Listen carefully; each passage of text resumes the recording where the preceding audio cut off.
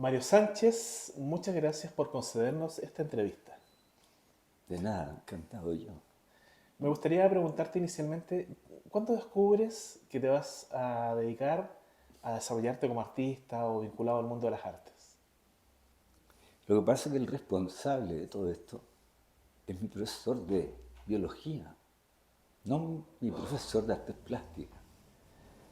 En ese tiempo no se llamaba bullying, es una cuestión natural que todo el mundo te destrozara lo más que pudiera. Entonces, dada mi condición de alfeñique, todo el mundo iba contra mí. Y un día el profesor, vieron el tema de la anatomía, y tenía un libro con un sapo abierto. Lo habían rajado y se le veía el hígado, el corazón. Y él se dio vuelta en cámara lenta, ¿no es cierto? En una imagen que todavía tengo. Y pregunta, ¿alguien sabe dibujar? Y extrañamente los tipos que hasta más me torturaban dijeron, él sabe dibujar. Ni siquiera yo sabía que sabía dibujar. Así me hicieron pasar, dibujé el sapo descuartizado, volví a mi sitio y vi como todos estaban dibujando lo que yo había hecho. Y en esos momentos supe lo que quería hacer. Era como la única esperanza de tener o saber o ser algo que realmente te gustara y sometiera a la gente que está a tu alrededor. Es un acto egocentrista, narcisista, lo que quieras, pero lo supe en la, diría yo, adolescencia. Qué bonito tener tanta claridad acerca de ese momento justo, porque usualmente cuando preguntamos al respecto de esto, la gente tiene una idea un poco más difusa, pero que Ya. hay un hecho Sí, específico. Tú naciste en Los Ángeles, sí. pero estudiaste en Concepción. ¿Cómo fue ese tránsito? Y que a propósito de tránsito, sabes tú que llega un momento, es que en el momento que más te sientes tranquilo es en el bus, porque llega un momento en que dejas de ser de Los Ángeles, pero tampoco estás muy comprometido con Concepción. Sin embargo, en el bus estás completamente solo, tranquilo, y tienes una especie de pausa. Concepción, sí, pues nos tocó vivir un proceso histórico, ¿no es cierto?, muy complejo, y como yo vivía en una especie de burbuja provinciana, fue muy difícil adaptarme al tema de la contingencia, porque todo lo que era creativo o vinculado a la expresión artística tenía relación con el periodo histórico que vivíamos. De hecho, Antúnez dijo, la democracia le hizo un flaco favor al arte porque se acabó nuestro enemigo común y todo el mundo se fue para la casa, los escritores, los músicos, los pintores, todo ese gran núcleo que estaba en contra de esa eh, ese, no digamos sistema político, sino que el orden imperante desapareció. Entonces, yo fui acusado de traidor, de apolítico, porque todo lo que yo hacía no tenía que ver con esta representación de estas tremendas calamidades que vivió la gente en Chile. Sin embargo, con el tiempo descubrimos que lo que hacíamos representaba una especie de oasis para esa gente. Porque no podía ser que todo el arte que se produciera fuese y tuviese relación con la dictadura, con la tortura. ¿Por qué no podíamos ser capaces de, a pesar de todo ese dolor, crear una obra hermosa en la que pudiéramos encontrar una suerte de descanso? El goce estético, la belleza, tenía que ser preservada. No digo que no esté a salvo en los discursos políticos, pero siento que está más a salvo cuando el tema prácticamente no existe y le da la posibilidad al espectador de poner el tema. Entonces Concepción es una ciudad universitaria con mucho, yo odio mucho Concepción, como odio a Chillán y a Temuco, porque tú sabes que y odio a los mapuches, con mucho amor, porque ellos resultaron ser tan fuertes, que lograron detener a los españoles por el norte y detener a los ingleses por el sur. Entonces, Los Ángeles fue fundado 7 veces y vuelto a destruir y saqueado, comillas, por los mapuches. Mientras Concepción seguía creciendo, así igual Chillán y Temuco. Tú encuentras en Concepción teatros, ballet, pinacotecas, centros binacionales, centros de estudios, al igual que en Temuco o en Chillán, teatros de la ópera. En Los Ángeles no existe nada de eso. Nosotros fuimos la carne de cañón por 200 años para que estas ciudades prosperaran, sobre todo en el tema cultural. Entonces, en Los Ángeles yo aparezco como una suerte de fundador o refundador de lo que era el ejercicio. El problema es que nosotros, como somos feos y he sido acusado de... Yo creo que soy el que más epítetos negativos tengo en contra. Porque son muy criticón, muy amargado, me han dicho todo. Creo que tengo el mayor repertorio de parte de todos los segmentos culturales, porque vivir en Los Ángeles te sirve mucho porque te permite desarrollar de forma aislada lo que te interesa, pero el ritmo es muy lento. Tú vienes a Santiago y te das cuenta que hay mucha más chispa, más motor.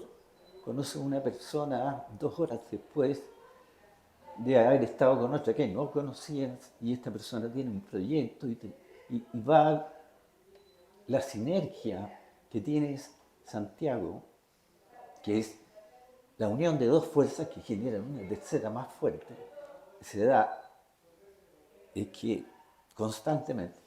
Entonces Concepción también tenía eso, tenía mucho más, digámosle, onda que Los Ángeles.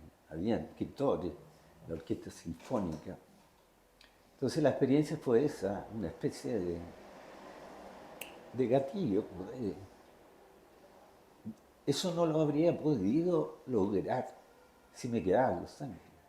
Ahora la pregunta es, ¿podría lograr lo mismo si viviera en Santiago y no en Los Ángeles? Quizás estamos demasiado viejos para contestar esa pregunta. Yo vivo en el campo, siempre quise irme de Los Ángeles, no pude. Me casaron con S y con Z. Así que me fui al campo y cuando voy a Los Ángeles voy en calidad de visitante. Entonces, pero también tiene un riesgo el campo porque tú marcas tu propio ritmo y por lo demás tiende a ser en baja. Tú te tomas mucho tiempo, hay mucha reflexión y no necesariamente el objetivo de tu asunto es producir obra. Anoche hablábamos con un empresario muy acaudalado que decía que el mayor motor de las economías del mundo estaban basadas en personas que habían descubierto lo que querían hacer en su vida. Y yo le decía lo que querían para ser felices y él me dice, no, esa es una estupidez, no te estoy diciendo eso. Esa es una discusión que vamos a tener después, acordamos. Entonces, ¿cómo puedo ganar mucho dinero haciendo lo que más me gusta? Porque ¿qué sentido tendría llegar a tener mucha plata haciendo algo que no te gustó? Te gastaste la vida, ¿no es cierto?, en obtener mucho poder material, pero sufriste, ¿no? Estoy usando de nuevo el antónimo de felicidad. Él usa la palabra, conseguiste lo que querías, conseguir. En Santiago yo creo que es más fácil, pero también tiende como a la... Es más, a mí yo le tengo miedo a la producción excesiva de obras. Siento que de alguna forma el contenido se empieza a escapar. Las obras se parecen mucho con otras. Los periodos son muy largos, probablemente vinculados a los nichos comerciales. Y de todas formas es una fórmula que resulta, pues, que le sirve a la gente, al mecanismo comercial y también al artista, pero siento que la propuesta de pensamiento crítico y reflexivo al respecto de las condiciones que el ser humano tiene hoy día, por ejemplo, en Chile, se escapan un poco de este ejercicio de producción. Mira, Francisco Smythe ¿Sí? solía decir que él, a propósito de su producción que era alta, él guardaba muchas obras y las guardaba mucho tiempo, Ya. 15 años, ¿ah? Y las sacaba en el momento adecuado, justamente cuando había cambiado su estilo o sus ideas se habían desarrollado. Y claro, tenía obras que eran distintas a las que estaba produciendo en el presente. Era una técnica personal que él tenía a Claro. propósito de la venta o la comercialización de Sí, su trabajo. sí. ¿Mm? Y en ese sentido, ¿cómo lo haces tú al respecto de tu trabajo? ¿Cuánto produces, por Yo, ejemplo? yo, yo sufro hoy día una crisis tremenda. Estoy aburrido de pintar, creo que tengo una suerte de amor-odio con la pintura. Porque hemos producido demasiadas obras. Son 40 años. No significa que no me siga gustando y todo, pero sentía que tenía que buscar algo que no me hiciera llegar a odiarla tanto como para dejar de hacerla. Y apareció el grabado. La universidad en la que yo estudié es una facultad de arte vinculada a la gráfica. Ahí salieron grandes grabadores. De hecho, un profesor de pintura me decía, esta cuestión la tenemos que cambiar, que se transforme en una facultad de arte que genere pintores. No se pudo, porque sigue de ahí saliendo mucha gente muy potente con discursos gráficos. Entonces, el grabado me permitió ese oasis dentro de lo terrible que significa la producción. El grabado no tiene mucha necesidad, siento yo, de favorecer el, el hecho que se venda, por lo menos lo que yo he hecho. El lado oscuro de la representación, de cómo tú, de las obras que tú haces, todas tienen un lado oscuro, pero no se vende eso. Es muy difícil todo lo vinculado lo.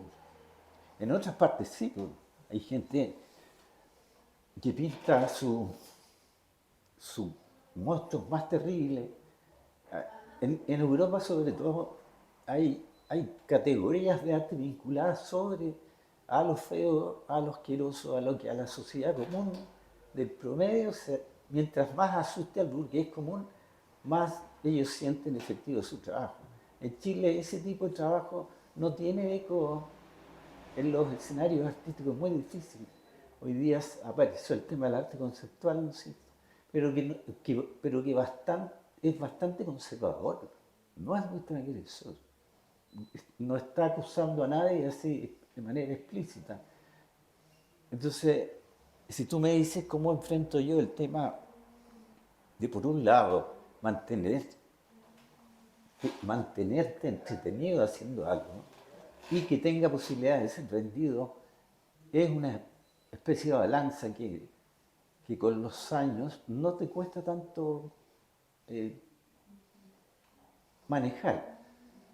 Pero uno tiende, como las viejas que te vendían antes trigo, que ellos empujaban, ¿no es cierto?, con el dedo la balanza, para que tú no te dieras cuenta que te estaban vendiendo menos. Yo creo que uno puede hacer eso, empujar un poco la balanza y estar haciendo lo que más te gusta. Ojalá que eso se venda. Si no, tendremos que vivir con menos, ¿no? Hace un momento expresaste algo interesante de relatar en virtud de la comprensión de tus trabajos, y es que el espectador tiene la posibilidad de hacer una interpretación propia. Sí, ¿cómo te sientes con eso y cómo ha sido la respuesta de la gente a lo largo del tiempo? Una vez un amigo, que es pintor, ¿no es cierto?, me dijo lo mismo. Entonces yo le dije algo así que me interesaba mucho rescatar el color, la forma agradable. Lo que yo hago a propósito en la universidad es muy gráfico, es como una pintura bien gráfica. Entonces tiene mucho color y moviliza un universo bastante positivo, como decía yo, de una suerte de oasis, de una ventana hacia algo mucho más entretenido, más que conflictivo. Entonces, eso fue lo que yo le dije y él me dice, estás completamente perdido al respecto de tu obra, porque tu obra es una suerte de señuelo. Tú ves un cuadro muy bello, una cuestión tremenda, pero después de unos minutos te empiezas a dar cuenta que aquí está corriendo sangre, hay una especie de tormenta está muy terrible. Y me gustó esa definición, aunque no sé si uno la busca conscientemente. Y alguien escribía por ahí que hay dos formas como el artista produce una obra. Una es para hacer lo que necesita ver o sentir, porque no está, arrancarle a la nada, ¿no es cierto? Cosa que el arte permite, como una obra nace de la nada y queda plasmada en un asunto. El primero que se maravilla es el que lo hace. Por ahí decía yo, la maravilla del maravillado. Después viene el resto que también se maravillan con esta obra. Y de todas formas, siempre va a haber un resquicio para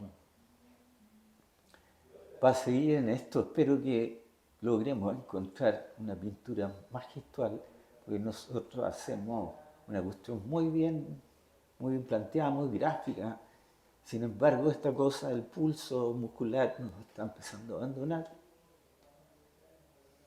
Y se te mueve un poco más la mano, estás perdiendo la condición física, atlética para pintar un cuadro.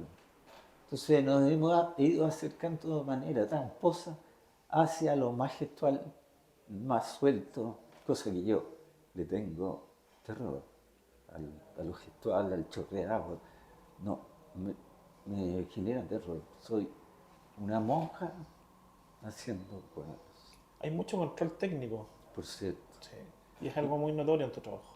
Y yo por lo demás soy una persona muy insegura, terriblemente insegura. Soy, no me gusta la gente, no me gustan los espacios. La soledad para mí es un logro maravilloso. No estoy dispuesto a transar prácticamente nada. El tiempo es el mayor tesoro que tú tienes y no pretendo gastarlo en lo absoluto en donde no voy a sembrar en algo en lo que no va a florecer. Entonces, a propósito de esta inseguridad, desde niño fui muy temeroso. Yo creo que eso me llevó al arte también. Sentirte tan fracasado. Yo escribí una vez una cuestión que decía, cuando niño dibujaba, porque no entendía la suma y la resta me era absolutamente incomprensible. De viejo, prefiero el dibujo porque la suma me sigue siendo inútil y la resta irrelevante para lo que yo quiero hacer. Espero no traicionar ese sueño de este niño asustado, ¿no es cierto? Que logra cierta forma de estar en el mundo sin tanto miedo y sacarle partido a ese miedo, que esa angustia o que esa desolación sea alimento y sea motor para este documento. Alguien decía por ahí que el artista pinta una obra toda su vida. Comienza y termina, y esas 400 horas, o 500 o 1000 forman parte de una sola gran obra, una suerte de mosaico, que la mayoría de la gente que conoce la gran mayoría de esos cuadros arma una imagen completa. Yo creo que tiene mucho sentido. Cada obra te va dando la que sigue. Y así es una suerte de, por eso decía, una suerte de mesa de pool. Tiene que estar muy hecho, muy bien calculado el golpe, para que tiene un nombre eso cuando la bola entra en el cesto. La jugada perfecta. Por cierto, Sí. Has mencionado hartos elementos de niñez y de hecho en esta misma exposición que actualmente está montada en Galería Salustiano Casanova, hay obras que aluden a eso. Hay una obra que se llama Niño Hormiga, Hay otra obra que se llama Serpentina, son como ojeadas lúdicas, ¿no? Acerca de la infancia.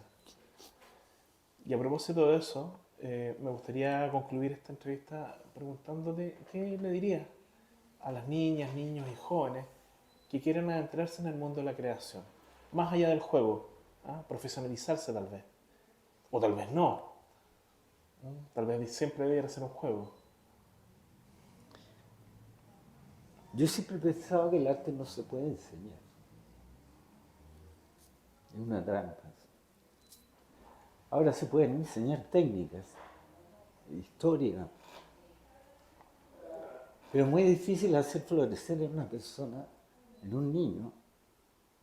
Yo creo que un niño que va a estudiar talleres, hace ballet, y todo, a él le hace muy bien. No necesariamente significa que esos 100 niños que van a un taller de poesía van a ser escritores, quizás ninguno. Pero a lo mejor uno sí se siente motivado con lo que el taller le aportó y su propia experiencia de vida. El motor del arte es una cuestión muy desconocida. ¿Cómo una persona se vuelve? Yo le tengo miedo a la clasificación artista. Digámoslo, cómo una persona siente el deseo de crear obras y cómo respeta ese deseo al punto de poner toda su fuerza y todo su empeño en conseguir ese propósito, en producir obras, ya sea poesía o sean pensamientos. Si uno pudiera decirle a un niño antes algo que lo movilizara hacia el arte, yo creo que lo que uno tendría que hacer es identificar en el niño. Yo una vez pensé, las exposiciones se hacen para uno, no se hacen para la gente. Porque tú te das cuenta de repente que estás completamente solo con todas tus obras colgadas en una muralla y dices o te das cuenta que el ciclo en alguna medida se completó, se cerró. Entonces he visto niños que se detienen frente a una obra mientras su madre los jala porque va al supermercado. Y, y hay algo que le mueve en alguna parte, algo, porque no puedo darte ningún nombre ni ninguna definición, porque acaso ni siquiera yo las conozco. Prefiero la duda antes que la razón o la negación. Y en alguna parte le pasa algo al niño que siente que lo que él hace es lo que más le gusta hacer. Ojalá uno pudiese eh, hacer que de los 100 niños que miran una obra, al menos uno le pase eso y este engranaje parta, producto de lo que él vio o ni siquiera sabe lo que vio, pero sintió en ese momento que eso era lo que quería hacer. Eh, Mientras logremos eso, al menos en una persona infanta, en mucha población infantil, yo creo que hay mucho de sentido en este sinsentido de lo que significa estar vivo. Finalmente, ¿hay alguna palabra que quieras decir al final No de me esto? tientes. Me propuse no ser tan... Lo que pasa es que no he desayunado, entonces Ah, ya soy gruñón desayunado y sin café, imagínate. Pero pareciera que... Lo que pasa es que el humor negro del chileno promedio no le gusta, pero a mí me resulta bastante... Es una suerte de aspirina, se te junta mucho que solo... Esta cuestión es tan cómica, para donde tú tires el zapato es un completo chiste. Tú te miras, yo hace mucho tiempo no tengo espejo en el baño, porque sería lo primero que me causaría una risa tremenda, verme en un espejo. Es tremendo, pues si tú envejeces, tu cuerpo se autotransforma, o sales a la calle y ves, una señora va riendo. Todo, o tú escoges, pues, tiene algo muy trágico o algo más cercano a lo cómico. Yo me quedo con la risa a pesar de ser una persona tan amargada. Mi autor preferido que duerme conmigo bajo la almohada es Cioran, Émile Cioran. El inconveniente de haber nacido. Se los recomiendo ese libro. Para que si en algún momento se sienten muy felices y muy agradados de estar vivos, tengan la posibilidad de hojear un rato ese libro y se van a recuperar su depresión y por sobre su espíritu crítico, partiendo por uno mismo. Eso no hay que perderlo. Y el humor negro, vaya que sirve para la autocrítica sobre todo. Muchas gracias por la recomendación literaria y muchas gracias por esta entrevista. No, pues, gracias a usted.